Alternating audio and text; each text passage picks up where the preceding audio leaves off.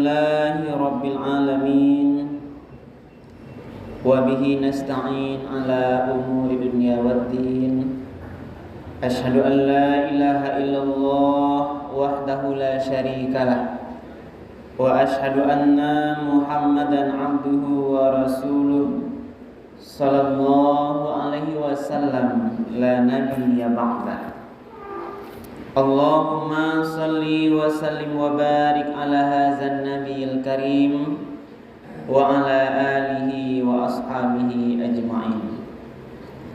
Faya ayuhan nas wal hadirun, usikum wa nafsi bitaqwallah, ittaqullaha haqqa tuqatih wa la tamutunna illa wa antum muslimun.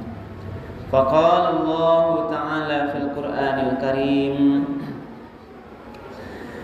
A'udzu billahi minasy syaithanir rajim. Bismillahirrahmanirrahim. Wal 'asr innal insana lafi khusr illal ladzina amanu wa 'amilus solihati wa tawasaw bil haqq wa tawasaw bis sabr. Shadaqallahul azim. Bapak-bapak, saudara-saudara hadirin kaum muslimin, sidang jemaah salat Fardhu Jumat yang dimuliakan oleh Allah. Marilah kita sama-sama sejenak menyampaikan ucapan puji dan syukur. Alhamdulillahirabbil alamin. Segala puji bagi Allah Tuhan semesta alam, karena di Jumat yang penuh berkah ini kita masih diberikan kesehatan, diberikan kesempatan, dan masih tertanam di hati kita yang dalam keimanan dan keislaman, sehingga kita masih bisa dan kuat untuk melangkahkan kaki, mengayunkan tangan, melaksanakan ibadah salat Fardhu Jumat di masjid yang sama-sama kita cintai ini. Kemudian salam dan salam kita doakan kepada Allah, semoga disampaikan kepada Nabi kita Nabi Muhammad sallallahu alaihi wasallam dengan hadrat kata Allahumma shalli ala Sayyidina Muhammad wa ala ali Sayyidina Muhammad. Rasulullah telah membawa umat manusia ini dari zaman jahiliyah kepada zaman yang mengenal Islam dengan dua pedoman kehidupan, yakni Al-Quran dan Sunnahnya. Mari kita berpegang teguh kepada Al-Quran dan Sunnah Rasul ini agar kita selamat dalam menjalani kehidupan kita di dunia ini dan nanti juga kehidupan kita di akhirat kelak yang kekal abadi. Bapak-bapak, hadirin kaum muslimin, sidang jemaah salat Fardhu Jumat yang dimuliakan Allah. Pada khutbah kita yang singkat kali ini, dasar khutbah kita adalah Al-Quran surat Al-Asr, surat yang ke-103, surat Makkiyah yang diturunkan di sebelum hijrahnya Nabi ke Madinah di Makkah. Ayat ini singkat hadirin kaum muslimin, pendek-pendek ayatnya, dan khatib sangat yakin kita semua hafal terhadap surat Al-Asr. Namun hadirin kaum muslimin, satu yang istimewa dari surat ini adalah pernah Imam Syafi'i berkata, sekiranya Allah tidaklah punya hujah atau kepentingan terhadap surat-surat lain, surat Al-Asr ini sudah cukup sebenarnya bagi kita manusia kalau kita berpegang teguh kepada surat ini.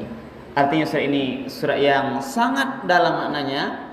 Kalau kita pegang teguh, dan sekiranya andai kata Allah tidak turunkan ayat lain dengan surat Al-Asr ini, sudah cukup manusia menjadikan pedoman dasar.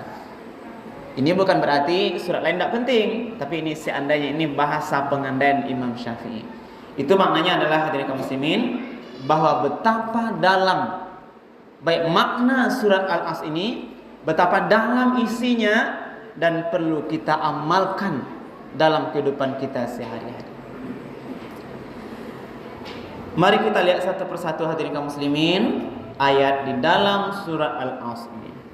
Yang pertama Allah berfirman wal asr. Wa ini adalah huruf qasam. Allah bersumpah demi al-asr, demi waktu.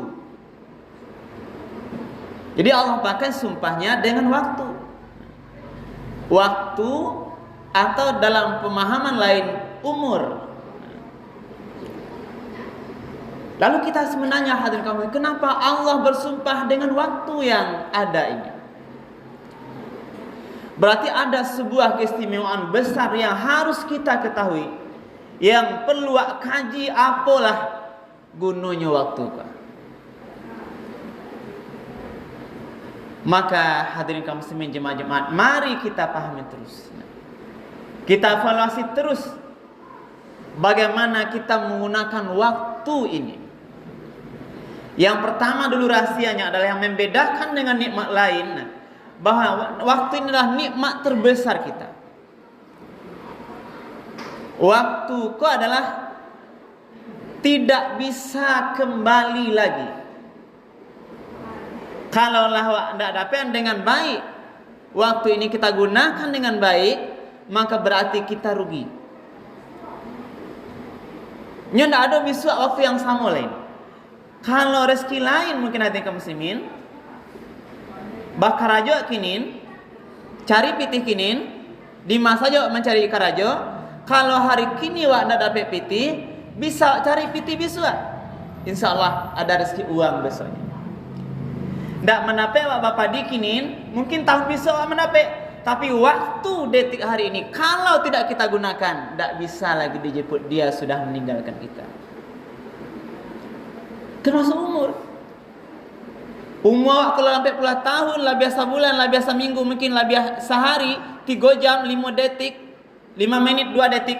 Yang waktu yang sama tidak bisa dijemput lagi ke belakang. Maka kalau kita lalai, berarti kita rugi. Waktu ini akan berputar terus hadirin kaum muslimin.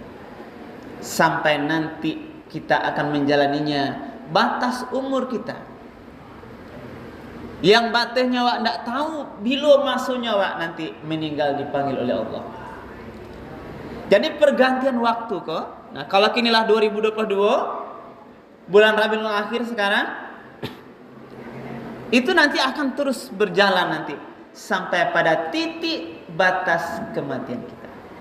Berarti sabarnya hadirin kaum muslimin, dengan mengaji waktu kok, berbicara kita wal asr ini, kita harus lebih sadar. Makin hari umur kita makin habis. Makin hari kita makin mendaki kepada batas kematian kita. Bukan tambah banyak umur. Kalau ucapan selamat saja boleh. Tapi hakikat sebenarnya waktu yang berjalan ini adalah kita makin dekat kepada batas ajal kita. Karena itulah sambung ayat berikutnya Allah mengatakan innal insana lafi khusrin. Inna itu sesungguhnya. Ini makna penguatan. Demi waktu yang terus berjalan dan berputar, sesungguhnya insana, manusia itu lafi, benar-benar, fi, berada di dalam khusrin, kerugian. Kemana? Berarti sangat yakin hadirin. Allah mengatakan demi waktu atau demi umur yang kita jalani ini, sadonya manusia hakikatnya secara umum dia berada dalam kerugian. Itu konsepnya dulu. Rugi kita hadirin muslim. Illa, lalu dipakai Allah, kecuali disampaikan oleh Allah Subhanahu wa taala, siapa yang tidak rugi? Di jalan kita ini dalam kerugian, kecuali kalau 4 di belakangnya. Yang mana itu? Yang pertama, illal ladzina amanu. Tidak rugi dia manusia itu kalau dia beriman. Ini yang pertama. Iman sebuah keyakinan. Apa iman kita? Kita yakini adalah Allah Subhanahu wa taala Tuhan kita dan rukun iman yang lain. Kita yakini ada malaikatnya. Kita yakini nabi dan rasul, kita yakini kitab Al-Qur'an, kita meyakini hari kiamat, kita meyakini qada dan qadar. Yang mana iman itu tasdiqu bil qalbi, yang yakin rukun imannya itu yakin dari hati yang dalam. Walaupun Allah tidak nampak dewa, tapi kita yakin Allah dengan kekuasaannya itu ada, hadirin kaum muslimin. Dari hati yang dalam, tasdiqu bil qalbi, meyakini dari hati. Takriru bil lisan, diucapkan dengan lisan, dengan lidah. Apa tanda iman kita ucap dengan lisan? Itulah pengucapan syahadat, asyhadu an la ilaha illallah wa asyhadu anna Muhammadar Rasulullah. Aku bersaksi, meyakini dari hati yang dalam bahwa tidak ada Tuhan, tidak ada ilah Tuhan lain selain Allah. Dan aku juga bersaksi, meyakini dari hati yang dalam bahwa Muhammad itu adalah utusan Allah, Rasulullah. Ini konsep iman. Lalu Islam agama kita. Inilah konsep pertama, hadirin. Konsep dasar tauhid baru ada rugi.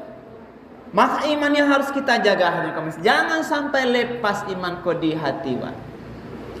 Keyakinan dimanapun kita, apapun aktivitas sehari-hari awak, siapun nawa apapun kerajo kita, iman keyakinan ko ndak boleh lapeh dari dalam hati kita.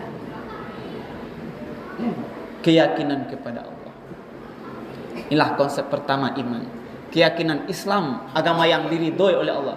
Maka Islam berarti orang kalau tidak beriman pada Allah, berarti konsep pertama dasar dia tidak rugi, tidak terpenuhi. Maka ini pertama iman. Yang kedua, wa amilus sholihat. Iman itu ternyata tidak cukup. Yakin saja kepada Allah dan iman yang lain ternyata dikatakan di sini tidak cukup. Hadirin perlu bukti amal soleh, amal-amal kebaikan, amal-amal yang soleh. Kalau beriman, ini perlu pembuktian. Orang yang tidak rugi adalah orang yang memperbanyak terus amal soleh, amal kebaikan. Apa amal soleh banyak, hadirin muslim? Amal bagaimana mungkin infak sedekah kepada masjid, amal berbuat baik kepada fakir miskin. Kalau tidak berbentuk harta, dia mungkin amal kebaikan jerih payah tenaganya untuk jalan yang benar. Ilmu digunakan di jalan yang benar. Pangkat jabatan digunakan di jalan yang diridhoi oleh Allah. Semuanya fasilitas yang digunakan, yang ada dititipkan oleh Allah pada kita, digunakan dalam jalan amal soleh. Berarti iman, amal soleh, ini duanya sejalan. Bahwa orang kalau dia hanya amal soleh tapi tidak beriman, contohnya orang yang tidak mengakui Allah di luar agama Islam beramal soleh, di dunia tidak masalah. Tetapi konsep kebenaran kerugian dalam tataran pandangan Allah tidak mencukupi. Berarti masih rugi dia. Berarti orang yang tidak rugi adalah yang pertama, kuat imannya. Yang kedua, beramal soleh tentu sesuai dengan kemampuannya yang maksimal. Yang ketiga, wa tawasau bil haqq, saling ingat mengingatkan dalam kebenaran. Karena mengenai nasihat menasihati dalam jalan yang benar. Kalau nampak mungkin terutama keluarganya sendiri, anak, istri sudah berada di luar garis yang benar, langsung dia ingatkan. Tidak solat keluarganya, ingatkan solat. Malah bangun pagi subuh, kanan sembahyang subuh, jagoannya. Ini maksudnya wa tawassaw bil haq, kebenaran. Nampak tetangga di sebelah rumah berbuat dosa, pasang BT, minuman keras, berzina, ingatkan sesuai kemampuan. Inilah maknanya amar ma'ruf nahi munkar, hadirin kaum muslimin. Kitalah, sebab ketika terjadi sebuah perbuatan kemungkaran maksiat, tidak ada usaha kita. Mungkin kalau usaha kekuatan tenaganya, tidak tahu dia dengan lisannya, tidak sanggup dengan doanya hatinya, kalau tidak peduli dia. Inilah bahasa ayat Allah dalam surat lain, wattaqu fitnatan la tusibannal ladzina zalamu minkum khassah. Takutlah kamu terhadap sebuah cobaan musibah, yang kala musibah itu datang tidak hanya menimpa orang-orang yang berbuat zalim, orang yang berbuat dosa saja di antara kamu.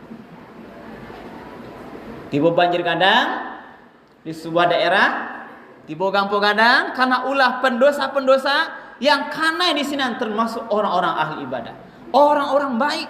Kenapa demikian? Karena mungkin orang-orang baik yang beramal soleh ini hanya untuk dirinya seorang, tidak mau mengajak orang lain. Wa tawassaw bil haqqi, ke jalan yang benar, hadirin kaum muslimin. Lalu bagaimana konsep amar ma'ruf? Rasulullah mengajarkan, man ra'a minkum munkaran. Kalau kamu melihat sebuah kemungkaran, melihat sebuah perbuatan dosa, falyughayyirhu biyadihi, cegah dengan kekuatan tenaga. Kalau tidak ada kekuatan tenaga, falyughayyirhu bilisan,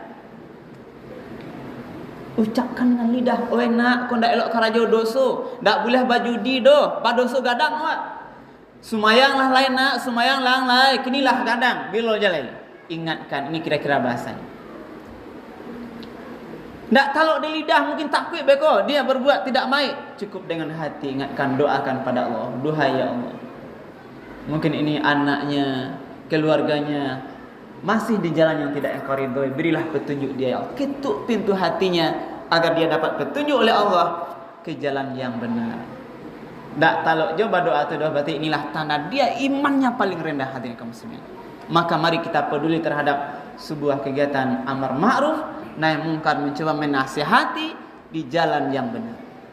Yang terakhir, orang yang tidak rugi adalah wa tawassaw bis sabr, ingatkan, nasihat menasihati dalam kesabaran. Karena dalam persoalan mengajak yang baik tadi, amar ma'ruf itu perlu kesabaran. Mengajak keluarga ke jalan yang benar, mengajak anak-anak amal semayang, pai mengaji, perlu kesabaran. Tak murah, hadirin kaum muslimin. Mengetuk hati orang berbuat benar perlu kesabaran. Termasuk ada musibah, kita ketuk dia dengan kesabaran agar imannya tidak lepas. Inilah orang-orang yang tidak merugi. Karena itu hadirin kaum muslimin, mari kita mencoba mengamalkan ayat ini, bahwa Allah mengatakan demi waktu yang terus berjalan ini, yang tidak lagi kembali. Allah pakai dengan kata sumpah, berarti mari kita gunakan sebaik-baiknya. Sisa umur yang tak tahu kodoh, mari kita gunakan memperbanyak amal soleh. Kita gunakan untuk meningkatkan kualitas iman kita. Kita gunakan memperbanyak saling menasihati di jalan yang benar dan nasihat menasihati dalam kesabaran. Mudah-mudahan bermanfaat. Perbanyak maaf, tabiru ya ul absar la'allakum turhamun.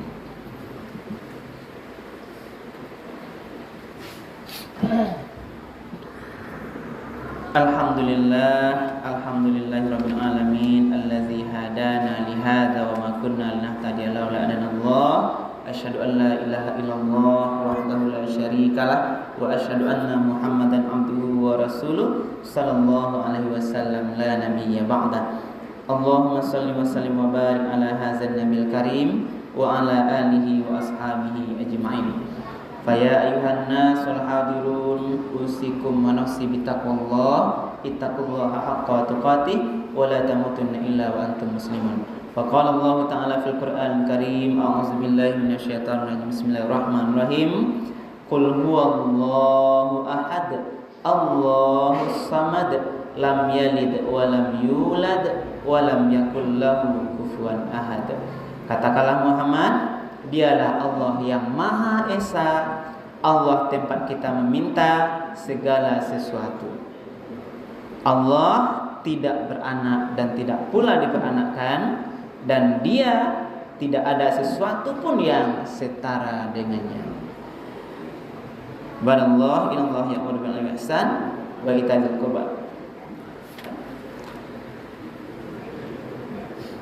Allahumma shalli ala sayyidina Muhammad wa ala ali sayyidina Muhammad kama shallaita ala sayyidina Ibrahim wa ala ali sayyidina Ibrahim wa barik ala sayyidina Muhammad wa ala ali sayyidina Muhammad kama barakta ala sayyidina Ibrahim wa ala ali sayyidina Ibrahim fil alamin innaka Hamidum Majid.